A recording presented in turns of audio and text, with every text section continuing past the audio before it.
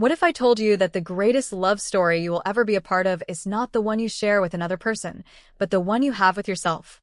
Think about it. We spend our lives searching for that one person who will complete us. We search for the one who will see our scars and call them beautiful, who will look at our chaos and see a masterpiece. We hand over the keys to our happiness, our self-worth, our entire sense of being, and we say, "Here, Please take care of this for me. I can't do it alone." We build our temples of joy on the shifting sands of another person's approval. And for a while it feels solid. The sun is warm, the future seems bright, and we are convinced that this is it. This is the love that was written in the stars for us. But what happens when the sand shifts? What happens when the warmth fades?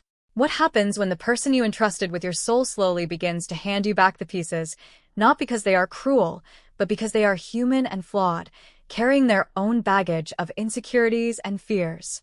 A single crack in the foundation is all it takes, and then the whole thing crumbles.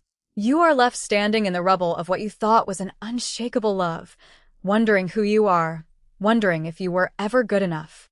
It is in this moment of complete devastation that you have a choice that will define the rest of your life. You can either try to rebuild the same broken temple, using the same faulty materials, hoping for a different result. Or you can finally learn to lay the foundation yourself.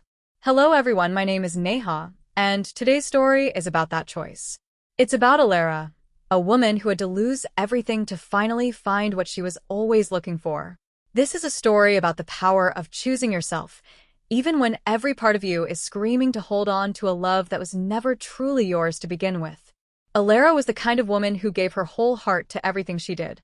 She poured love into her work, into her friendships, and most of all, into her relationship with Kai. She believed that if she just loved hard enough, gave enough, and compromised enough, she would finally be worthy of the love she craved. She would plan elaborate dinners that he would cancel on at the last minute. She would rearrange her entire schedule just to fit into the small pockets of time he offered her. She convinced herself that his busyness was a sign of his ambition, and his distance was just a reflection of his stress.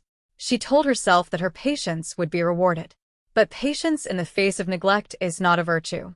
It is a slow erosion of the self. There were small signs everywhere, but Eleanor had become an expert at ignoring them. She found herself constantly checking her phone, waiting for a text that rarely came. She would craft the perfect message, only to receive a one-word reply hours later. She would share something important about her day, and he would change the subject without even acknowledging her words. She felt invisible, but she convinced herself that her love was enough for the both of them. The breaking point came on a Thursday. It wasn't a dramatic explosion or a screaming match. It was quiet, and in many ways it was worse. Kai came home late, as he always did, and sat her down with that familiar look of guilt mixed with detachment. He told her he didn't think it was working anymore. He told her he had met someone else. He told her he was sorry. Eleanor remembers the feeling of the world collapsing in on itself. The air left the room. Her chest felt like it was caving in. And the first words out of her mouth were not anger or accusations. They were, "What did I do wrong? Tell me, and I'll fix it. I promise I'll be better." She was bargaining for a love that had already left. She was willing to erase herself completely just to keep a man who had already erased her first. For weeks after, Eleanor existed in a fog of grief. She replayed every moment, searching for the misstep that had cost her everything. She tortured herself with questions. Was she not pretty enough? Was she not successful enough? Was she too needy? Too emotional? Too much? She blamed herself for his inability to love her. She believed that if she had just been a different person, a better person, he would have stayed. It was in the middle of one of these sleepless nights that Eleanor finally hit a wall. She was lying in the dark, her phone in her hand, about to text him for the 100th time. But something stopped her. A small voice, buried under years of self-doubt, finally broke through. It asked her a simple question. Why are you begging for someone who left you? Why are you searching for love in the hands of someone who already dropped you? That question changed everything. The next morning, Eleanor did something she had never done before. She took a day off work, turned off her phone, and sat with herself. Truly sat with herself. No distractions. No rationalizations. No planning how to win him back. She let herself feel the pain fully, without trying to escape it. And in that silence, she started to see the truth. The truth was not that she wasn't enough. The truth was that she had been with someone who was incapable of seeing her worth because she had never shown it to him. She had hidden herself away, made herself small, and pretended that her needs didn't matter. How could anyone love her when she had made herself so easy to overlook? That was the day Eleanor made a decision. She would stop trying to be the woman Kai wanted and start becoming the woman she needed. She would stop giving her love away to people who had no use for it and start pouring it back into herself. It was terrifying. It felt selfish. It felt unnatural. But she did it anyway. She started small. She took herself on solo dates to the places she had always wanted to go, but Kai had found boring. She signed up for a photography class, something she had dreamed about since childhood but had dismissed as impractical. She began journaling, not about him, but about her. What did she want? What made her happy? What did she need? These were questions she had never thought to ask herself before. The journey was not easy. There were days when the loneliness felt unbearable. There were days when she wanted to call him and beg him to come back. There were days when she felt like she was failing at this new path. But she kept going. She started to fill her own cup, slowly at first, and then with more confidence. She rediscovered parts of herself she had buried long ago. One evening, Eleanor was at a local art gallery, admiring a painting she had just purchased with her own money for her own home.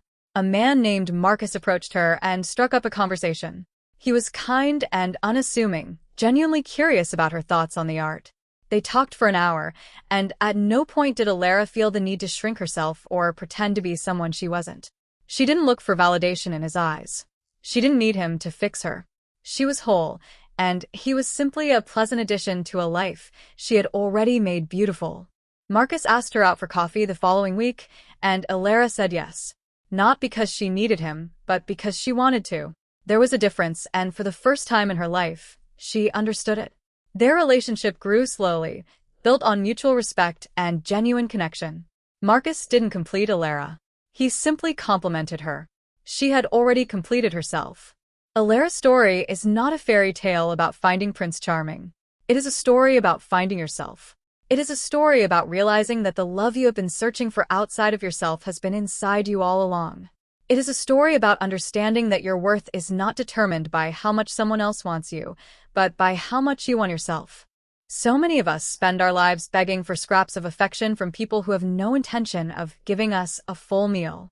We lower our standards, compromise our values, and abandon our dreams because we are terrified of being alone.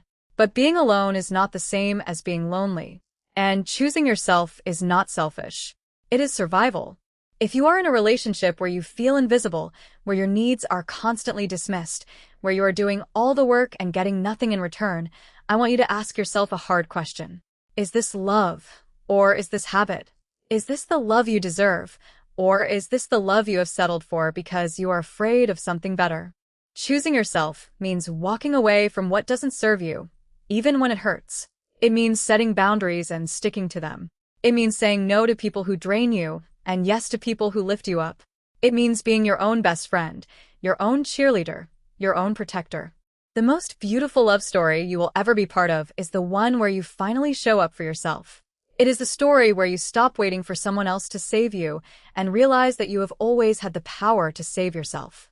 If this story resonated with you today, I want to invite you to share it with someone who needs to hear it. Share it with a friend who is pouring from an empty cup. Share it with a sister who keeps going back to a love that breaks her. Share it with anyone who has forgotten their own worth and needs a reminder that they are enough, exactly as they are. And if you are ready to start your own journey of choosing yourself, I want you to do something right now. Leave a comment below. Say, I am choosing myself. Say it out loud. Make it real.